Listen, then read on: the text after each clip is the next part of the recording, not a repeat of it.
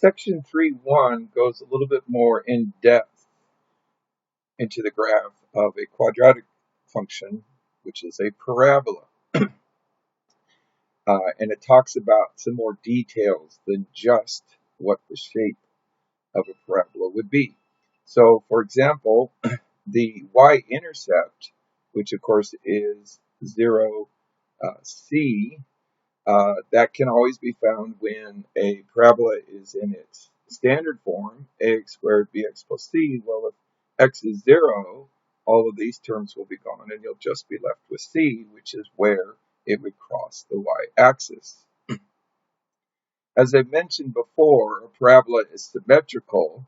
In other words, there are points on the left and right side that exactly match. So as I move one this way, I go up 1. I move another one, I go up 3. Another one, I go up 5. I talked about that before. Same thing here, over 1, up 1, over 1, up 3, over 1, up 5. You have that symmetry. Well, there is a line that goes through the middle of a parabola, and it's called the line of symmetry, and it can be found by x equals minus b over 2a. And again, here's the b, what's ever in front of the x term, and the a is whatever's in front of the x squared term. Secondly, since this is the point that goes through the middle, it's going to go through in this case, the bottom of our parabola, which is called the vertex. The x equals minus b over 2a will give you the x coordinate of the vertex, and then you could plug that back in to the equation to find the y coordinate of the vertex. And so we have a quick handle on where the middle will be. Of course, if a is positive, just like we have here, it will go upward. This actual graph is x squared minus 4x minus 2. If the a is negative, then it'll be turned upside down and open downward. We can rearrange the standard form that we have here into what is called the vertex form, in which we can read right off the equation the h and the k, which will be our vertex. The thing to note is it'll always be the opposite sign of whatever's inside the parentheses, but the same sign of what's outside the parentheses. And so by switching it from standard form into vertex form, we can immediately see where our vertex is. All right, so let's go through a number of examples, looking at, again, quadratic equations, which are parabolas. So first thing we're going to do is find the vertex form, which basically involves completing the square. And again, f of x is just another name for y. So I'm going to start off with my equation, but then I'm going to separate the 3 there. And then remember, completing the square, I look at the x term, so in this case that's the 8x, cut it in half, square, and because I'm on one side of the equation, basically what I'm going to end up doing here is adding 16. So there's the complete the square, but I don't want to change the overall value, so I have to subtract 16. This part becomes my square, x plus 4. Note it'll always be half of the x term. And then 3 subtract 16 gives me a negative 13. And so now I have it in vertex form. So the vertex will be negative 4, negative 13. And again, opposite of what was inside the parentheses, same sign for what was outside. And then immediately I can read off axis of symmetry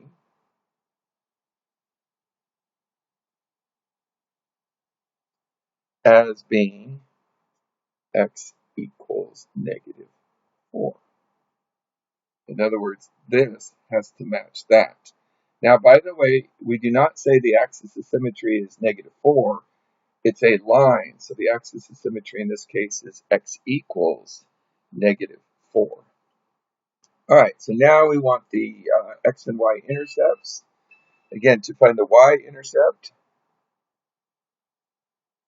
that means x is 0. And so basically, f of 0 would be 0 squared plus 8 times 0 plus 3. So it's just the 3.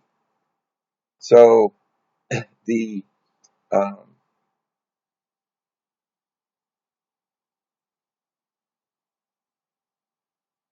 the y-intercept as a point, and I could write it this way, would be 0, 3.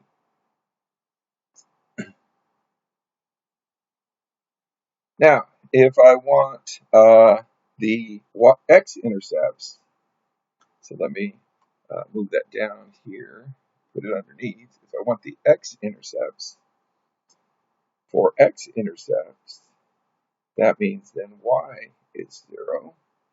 And so in this case, what I would have is 0 equals, I'm going to use the vertex form, x plus 4 squared, subtract 13, which I could then rearrange to x plus 4 squared equals 13. Square root both sides, x plus 4 equals plus or minus the square root of 13.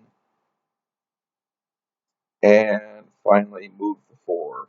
So x equals -4 plus or minus the square root of 13.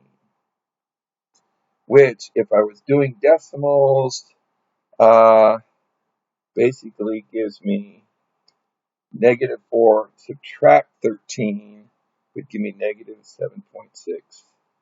And -4 plus the square root of 13 comes out to be about 0.4. And so there are the x-intercepts. All right, so let's graph now. Again, our vertex is at 4, -13, -4, so -13, which would be right here.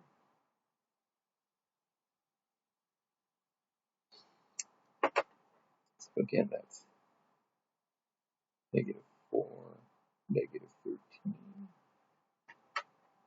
And I could keep a T-chart, but I'm just going to use the odd number pattern. And so up 1 and over 1, over 1, and up 3, 1, 2, 3, and then up 5. So 1, 2, 3, 1, 2, 3, 4, 5. Oops, I got to move over 1. Sorry. And then 7. So that'll be up here. 3. So forth. So it's going this way.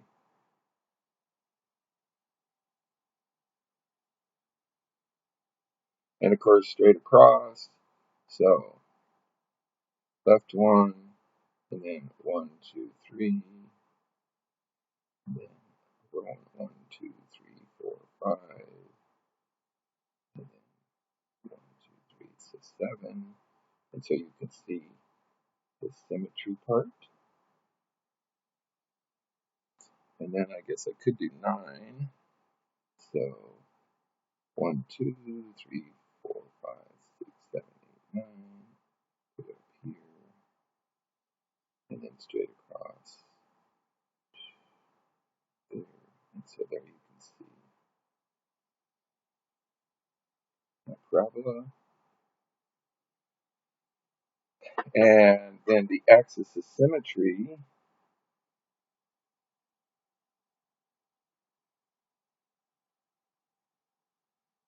is right there, which again is at x equals -4. And so there's my axis of symmetry.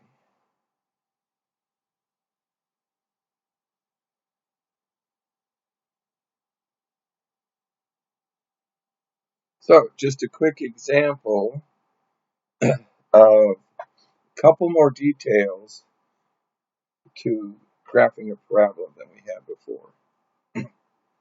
All right, let's look at a second case. This time, the difference is I have a 3 out in front of the x squared.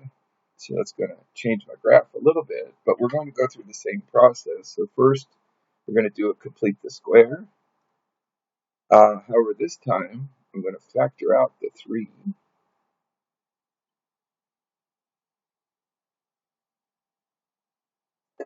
And then I still have the plus 1, of course. So it's still all there. And then taking that same kind of idea, half of 2 is 1. 1 squared is 1. So I'm going to add 1 to complete my square. However, over here, I'm going to subtract 3 and not 1. And the reason for it is when I added 1 inside the parenthesis, there's a 3 out front. So if I were to distribute, that would be 3 times the 1, which would be plus 3. And then I need a subtract 3 so that the overall value doesn't change. So now I have vertex form.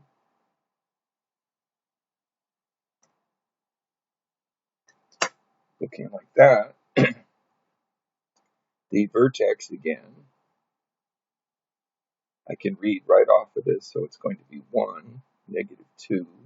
Again, note how the number inside the parentheses opposite sign, so it's 1 comma negative 2, and the axis of symmetry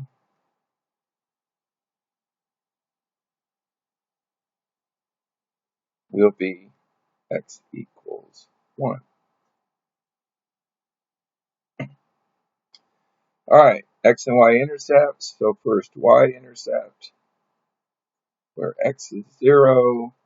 And so if I go back to my original, f of 0 is just going to equal 1, because this will give me 0, this will give me 0, and then I'll have the 1. And so my y-intercept will be 0, 1.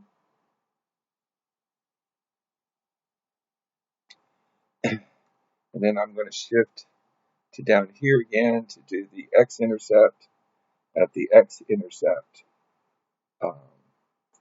That means y is 0, and so I'm going to have 0 equals 3 x minus 1 squared, subtract 2. Rearrange that, I have 3 x minus 1 squared equals 2. Divide both sides by the 3, so x minus 1 squared equals 2/3. And square root both sides, so x is equal, and then I move the 1 over, so I'm going to have 1 plus or minus the square root of 6/3. Then I finally go through all of the algebra. Because remember, I'll square root this, but we can't have square roots in the denominator, so I need to multiply top and bottom by 3. So 2 times 3 will give me the square root of 6 on the top, but 3 times 3, and then square root will just give me 3 on the bottom. Now, the square root of 6/3 is about 0.8, and so I will end up with 1.8, and 0.2 is my x values for y is 0.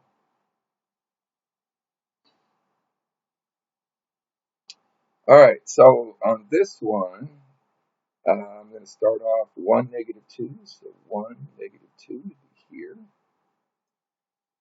Now, I'm going to follow the same pattern I did before, which was over 1, up 1, over 1, up 3, over 1, up 5. But since I have a 3 in front, I have to triple that. So over 1, I'm going to go up 1, 2, 3. And then over 1, I got to go up 9, 3 times 3. So 1, 2, 3, 4, 5, 6, 7, 8, 9. And then the next one, 15. So that would actually be well up here. approximately there. And then I can go to the other side. And so here I'll have, let's see, 1 there. Go over 1, up 3, over 1, up 5. Got to be straight across. And then over 1 would be way up here somewhere. So this one much narrower. I'll just do this part of it.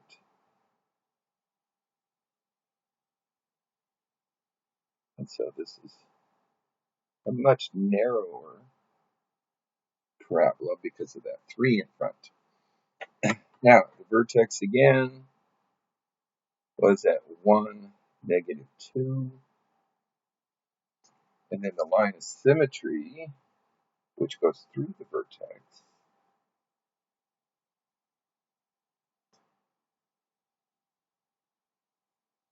okay, and again, this is the line that cuts it in half, and the right sides and left sides match, and this was at x equals 1. And so there's your line of symmetry for that one. All right, so a couple of quick examples with a little bit more detail than just doing the graph. Labeling the vertex, labeling the axis of symmetry. All right, so now we have a couple of more examples to look at.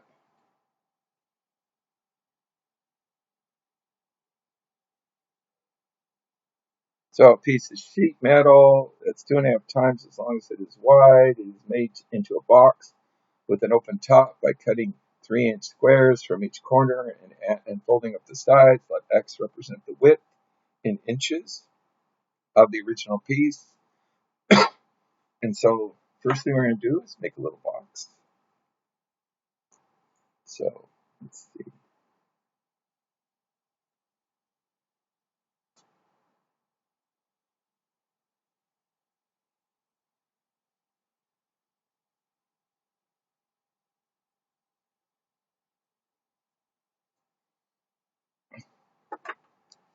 And then basically we're going to cut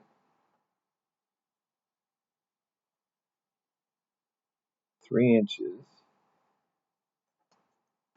corners so that we can fold up the sides of the box to make a box.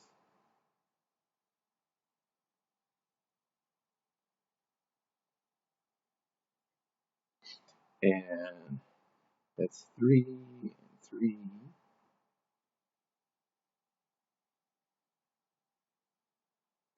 And note, I didn't really do any measuring. I just drew it real quick so that I have a feel for it.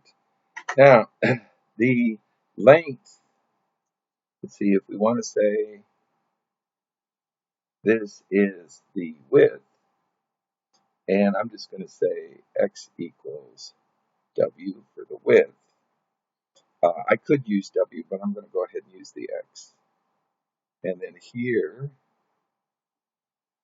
the length is 2.5 w, which means the length would be 2.5 x, because it asks us to do it in terms of x. So, part A, the length is 2.5x. B, what are the restrictions on x? Well, think about our width here. You know, we're going to cut out 3 here and 3 here, and then the sides of the box are going to be what's left. So our box better be more than 6 for that original piece of metal. Otherwise, if I cut off 3 and 3, that's cut off 6, there won't be anything left to make the sides of the box. All right, so now we're going to do the volume. So the volume is the length times width times the height, which in this case will be 2.5x times x times 3. Now, that would be the volume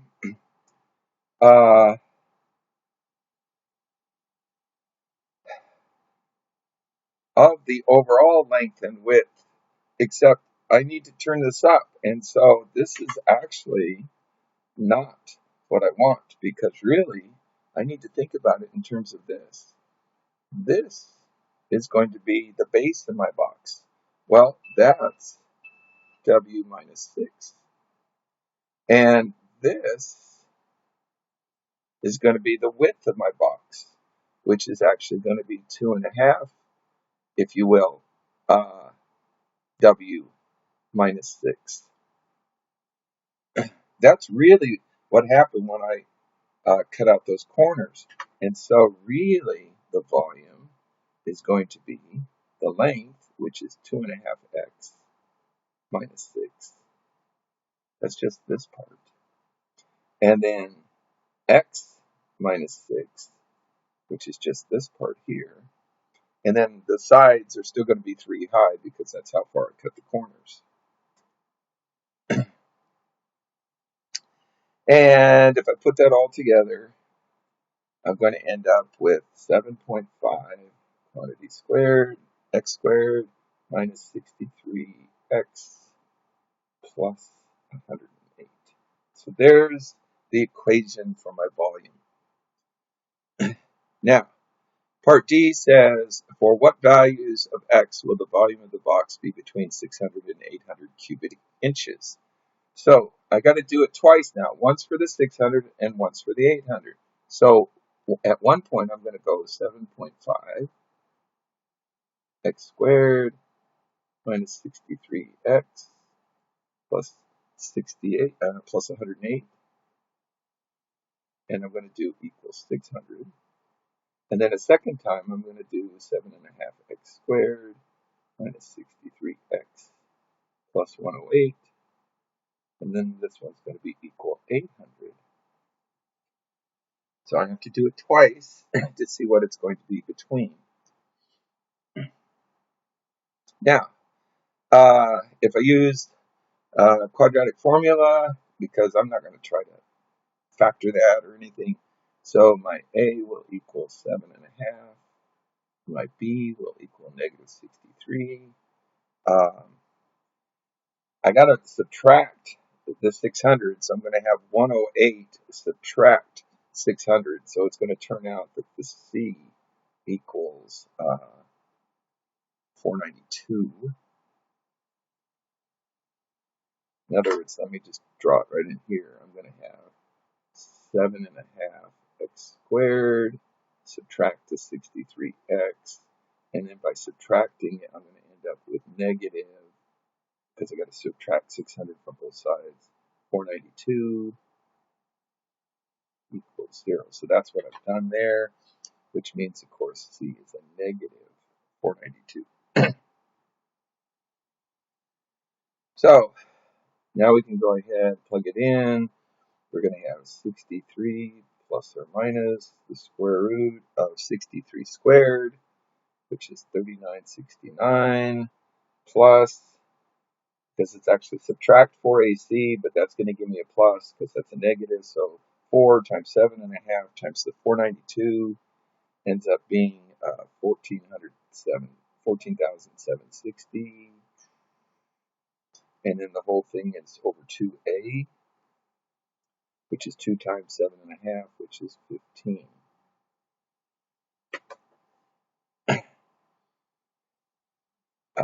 And so, since I'm going to be doing decimals, I can go ahead and work that out. So it's going to be 63 plus or minus 3969 and the 14,000. Then square rooted is going to give me 136.854. Again, all over 15. Now, please note, I can only use the plus one here because 63 subtract 136 is going to give me a negative number, and negative numbers don't work for a length. So I have to use the other one, 63 plus the 136, and then divided by the 15, and so that's going to lead me basically to about x equals 13.32. 2. All right, do the same thing for the other one. So again, I'm going to have 7.5 x squared, subtract the 63x. This time I got to subtract 800 from both sides, which is going to give me subtract 692. And so here my A will be 7.5, my B will be negative 63, my C will be negative 692. And so here the x will equal 63 plus or minus, again, the 3969, but this time it's plus 2760, and again, all over the 15. I know I haven't done every step here, but it's close enough. And so in this case, x is going to equal 63 plus or minus. This one is going to come out 157.255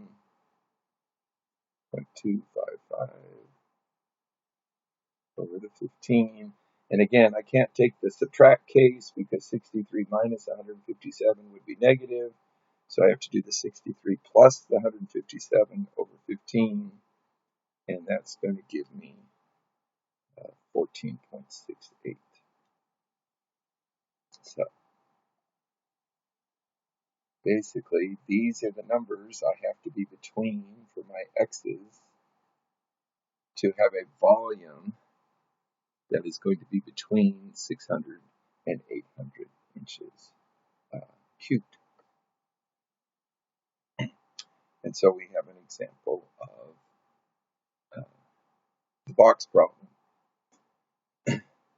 All right, in the second one, I have if air resistance is neglected, the height s in feet of an object projected directly upward from an initial height s naught feet with an initial velocity v naught feet per second can be written as this equation,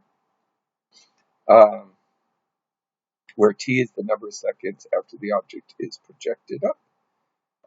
And basically, this particular function will have that kind of shape to it. It's an upside down parabola. Notice the negative 16 in front of the t squared. And so a projectile will go up and then it'll come down.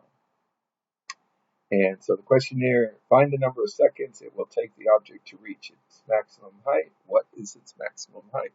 So first off, our function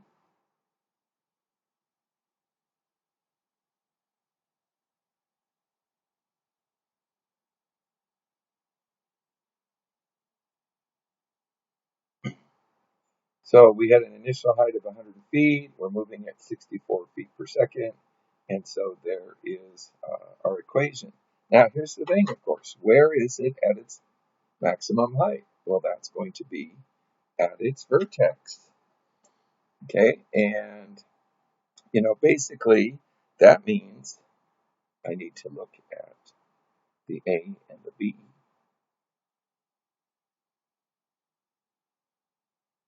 And the x part, in this case t because I'm using time, well, the equation to find the x part, if you will, of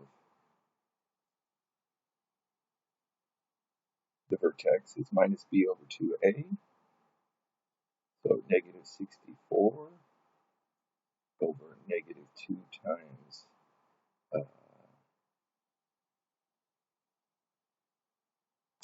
let's see, negative 16.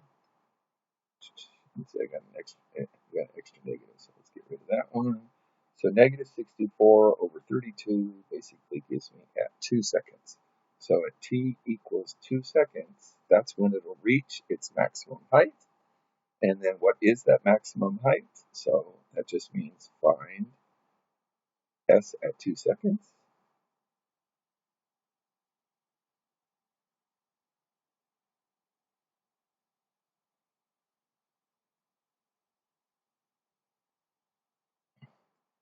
2 squared, of course, is 4.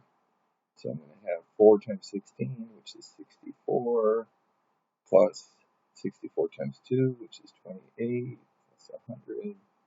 And so we end up with, at 2 seconds, we're at 164, which is our maximum height.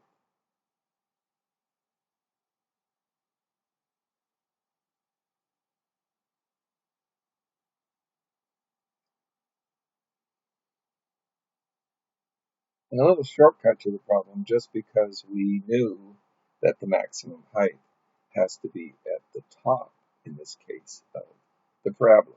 All right, our last example, find two numbers whose sum is 32 and whose product is the maximum possible value. Well, let's see.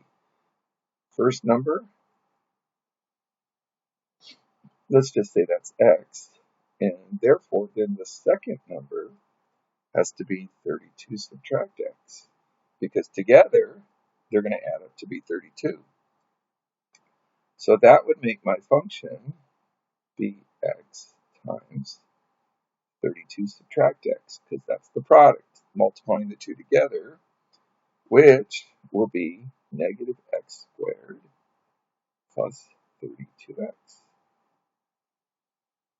Now, there's no c part here, but that's okay. It's still a quadratic because it's x squared.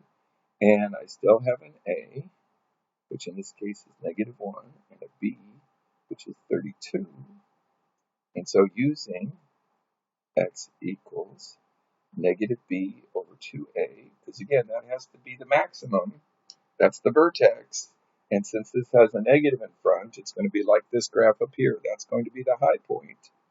And so we're going to have negative 32 over 2 times negative 1, which is 16.